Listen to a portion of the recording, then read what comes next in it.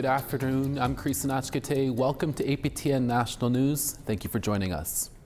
After years of pushing for action from the families, the search for the remains of two First Nation women who were killed by a Winnipeg serial killer is set to begin today. The remains of Morgan Harris and Mercedes Myron are believed to be in the Prairie Green landfill just north of Winnipeg.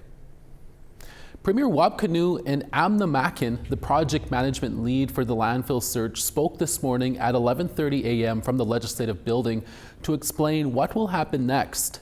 What we do know is that Manitoba has a 5-step plan for the search. One of the steps involves excavation of an area where the remains are believed to be based on GPS mapping. About 140 people applied to work 10-hour shifts from Monday to Thursday and part-time Fridays and Saturdays to search for the remains. The province of Manitoba and the federal government are contributing $20 million each. We will have more on this story for our evening newscast with T.R. Wheatley. 154 years after Louis Riel stopped Canadian surveyors from dividing up Métis land, the Manitoba Métis Federation has become the first Métis group to sign a modern treaty with Canada. The special signing ceremony was held over the weekend on Saturday with Crown Indigenous Relations Minister Gary Anandasangari. The treaty doesn't cover rights like land, health care, child welfare, or fishing and harvesting rights. Chartrand said those parts will need to be negotiated later with the federal government. He said the Métis are the only Indigenous people excluded from federal health benefits, which First Nations people and Inuit receive. Chartrand said he would like to see that change one day. Anandasangari said the treaty won't be done until his government tables a bill. It then needs to be passed by Parliament and given royal assent. This treaty sets the stone solid. It carves the pathway to ensure and enshrine that our government will be recognized. I am not a group. I am not an organization. I'm not an advocacy group. I am a government. And that's what they need to understand.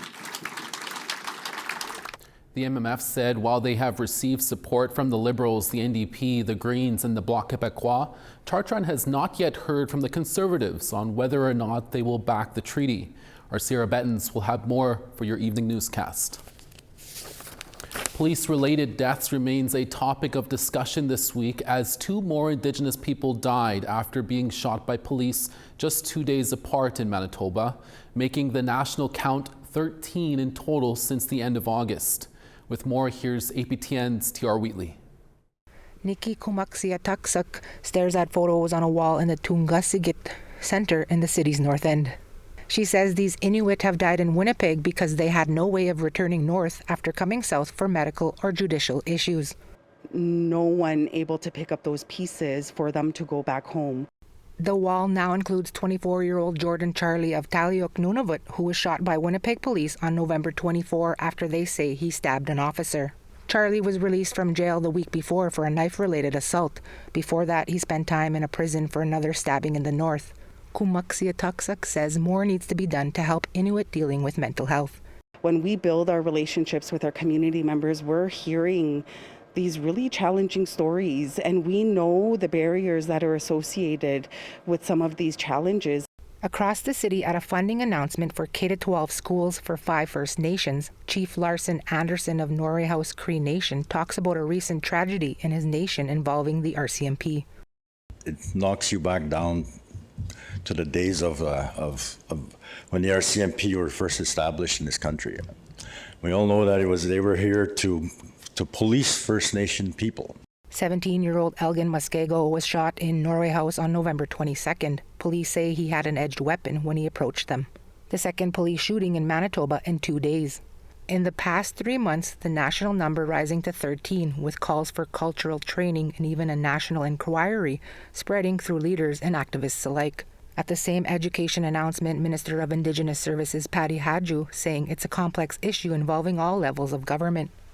We do have to get to the bottom of this, and how we do that, I think, I can't weigh in today if there needs to be an inquiry or another mechanism. But I can tell you that our government has ongoing and firm commitment to working with First Nations on reforming policing. Anderson is not a believer of having yet another inquiry. I would rather see action today. There are reports like AGI, the 94 reconciliation documents. I think there's enough studies, there's enough ideas out there that we could take action. One answer he's convinced on, giving policing back to Indigenous communities because it's those living there that know the answers from their own shared lived experiences. T.R. Wheatley, APTN National News, Winnipeg. A court ruling will require the City of Montreal to provide financial compensation to those who have experienced racial profiling. Indigenous and Black people are at the forefront of police street checks in Montreal, with Indigenous people being 6 times more likely to be stopped than a white person. APTN's Savannah Craig has the story. So I'm looking at placing a client there as part of his release plan. So that's what I'm working on. Sonia Gagné is a court worker for the Native Parajudicial Services of Quebec. Enough with the money. Stop throwing money at everything. It's not the solution. Gagné is reacting to a court decision where the City of Montreal may have to pay up to $5,000 in compensation to anyone who was arrested and $2,500 to anyone who was pulled over or questioned without cause by the Montreal Police between 2017 and 2019. This case highlights racial profiling by police in Montreal, with Black and Indigenous people at the forefront of street checks. Gagné says street checks can end in escalated interactions between officers and Indigenous people.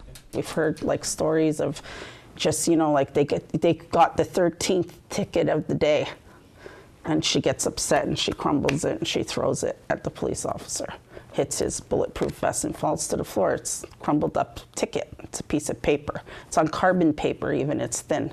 Not making excuses, but the point is they get charged with assault. It's escalating for no reason. There's no dialogue. Researchers say Indigenous people are 6 times more likely to be stopped by the police than a white person. And all the results show there is disparities.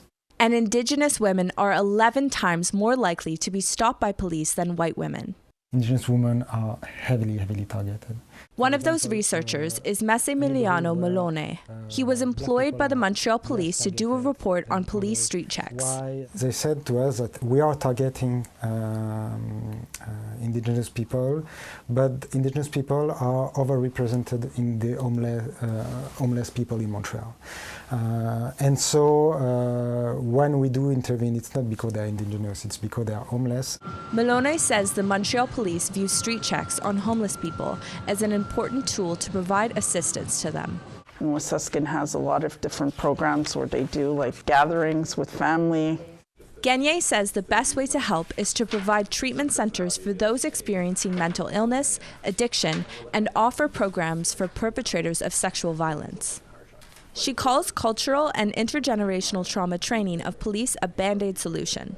It can't be always training in an office setting with, coffee and donuts, and it can't always be like that. And they really need to see firsthand where these people are coming from. They need to see the dynamics, how families work, how communities communicate and how they work. The City of Montreal will be appealing parts of this case, including the way compensation is calculated for victims of racial profiling. Savannah Craig, APTN National News, Montreal. 2 youth centers in Edmonton have been assisting the community more than ever this year, and this week there will be a fundraiser to help them keep up with the growing demand. APTN's Chris Stewart has more. Since 1981, Youth Empowerment and Support Services has helped youth ages 15 to 24 in crisis by offering a wide range of support services with 24/7 intake. Corey Moles is the president and CEO of Yes. Even if that's a place to stay, warm or meal, some clothing, and then we figure out what to do next. We assess them holistically. We have a medical clinic on site. We have mental health experts on site. And more youth are in need of their services. They have helped 897 youth this year so far, and they are relying on donations to continue the work they do. This upcoming Tuesday, they are holding a fundraiser. It's important that funds are donated, as this can make up 50% of their funding. Giving Tuesday is an important day of the year for us. We're doing a match program with EPCOR, where they'll match all new and increased donations up to $25,000. Mole says the Canada Post strike has impacted donations that come by mail. He says, yes, we'll go to each house and pick up donations in person. So every donation actually counts, no matter how small. We have a lot of people saying, well, I don't know how much to give, or I can't give a lot. But this time of year, it's even more important because it's cold outside and the youth really need our help. The Bissell Center helps individuals and families. Their programs offer a wide variety of help, from temporary and permanent housing to clothing and food. Chris Sheeman says demand is ever increasing. Since July 2023, we've seen a 22% increase in demand. This is largely for our essentials, so this is things like diapers, formula, all those essentials you need for raising a happy and healthy family. Even our calls for support have been increasing wildly. Just for an example, last month we had about 182 calls and emails looking for support, and this month it's been well over 260 calls. Bissell is taking part in Giving Tuesday with a fundraiser. They have helped over 500 families this year. We're reaching out to the larger Edmonton community, hoping to raise funds from them. We know we can always depend on Edmontonians to support when we make a call. EPCOR, an Edmonton-owned utility company, is also matching donations up to $25,000 for Bissell Center. Both the fundraisers begin on Tuesday, December 3rd. Chris Stewart, APTN National News, Edmonton. Indigenous Services Canada has recently committed to building 5 K-12 schools in First Nations in northern Manitoba. That story when we come back.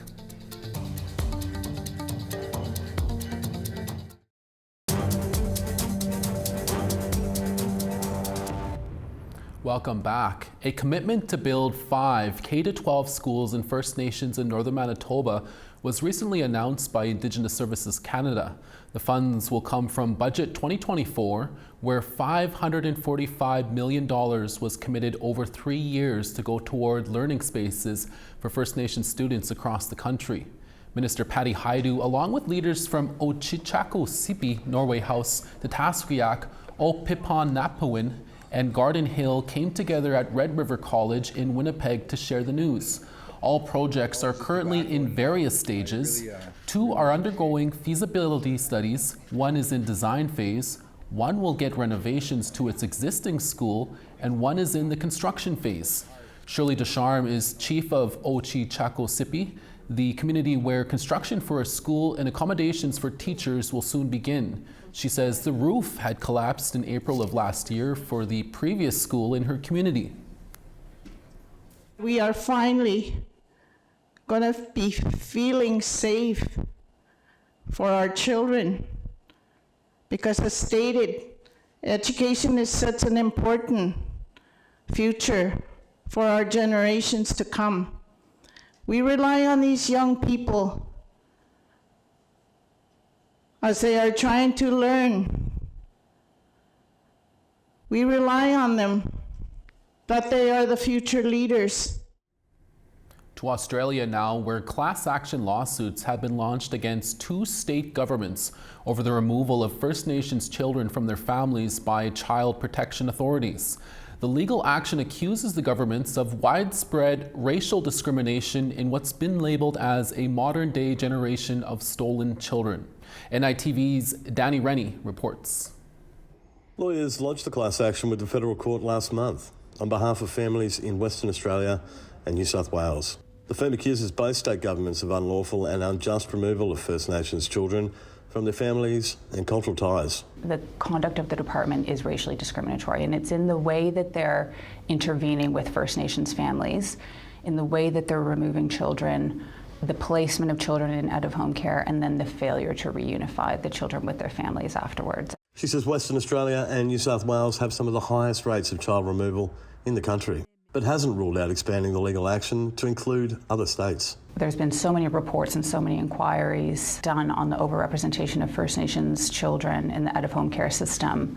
And is there something that can be done about this from a class actions perspective? Because All of the reports and recommendations have said the same thing, but there hasn't been a change other than an upwards trend in the number of children that are taken into out-of-home care. It comes as a new report by the Secretariat of National Aboriginal and Islander Childcare. Points to a funding shortfall of Indigenous-controlled child welfare organisations. SNAIC's annual Family Matters report found those agencies only receive 6% of government funding, despite First Nations children making up 41% of children in out-of-home care. Early interventions and the investment into those early interventions are crucial recommendations that will provide tangible outcomes. The report also found First Nations children continue to be overrepresented in all stages of the child protection system nationally and are 10 times more likely to be removed and placed in care. We can do this. We need to move past despair and into hope and ambition and really put in place those steps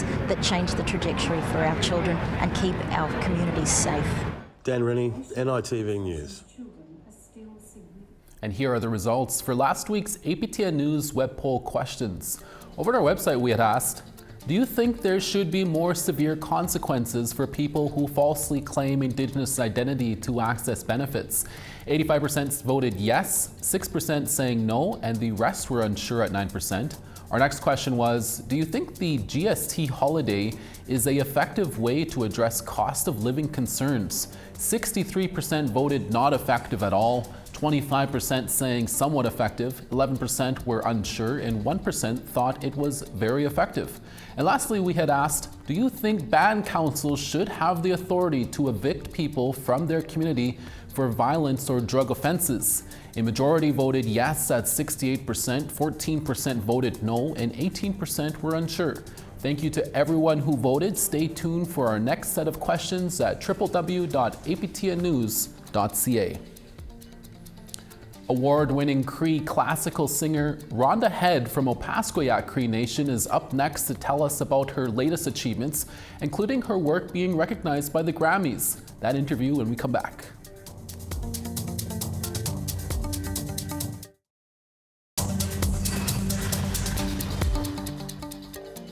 Starting on the east, St. John's 4, Charlottetown 3.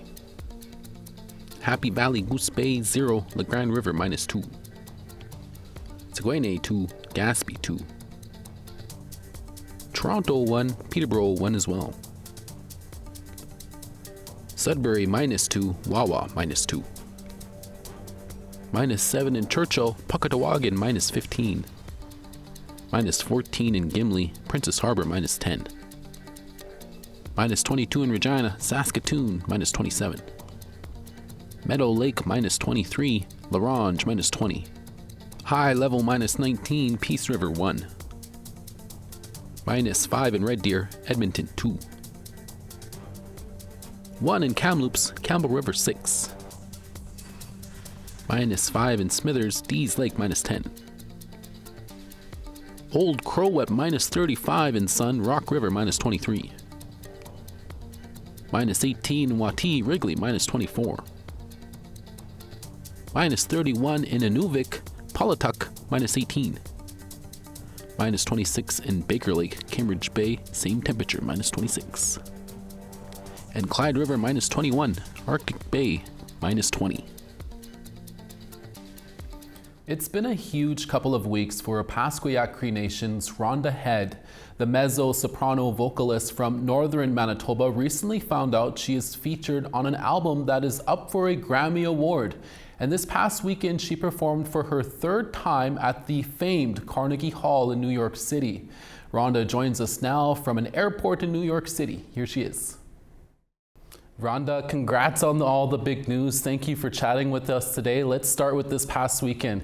You performed at New York City's famed Carnegie Hall, a stage you have played before, but this time you weren't alone. How did it go? The performance was excellent. It was so exciting to be on the stage.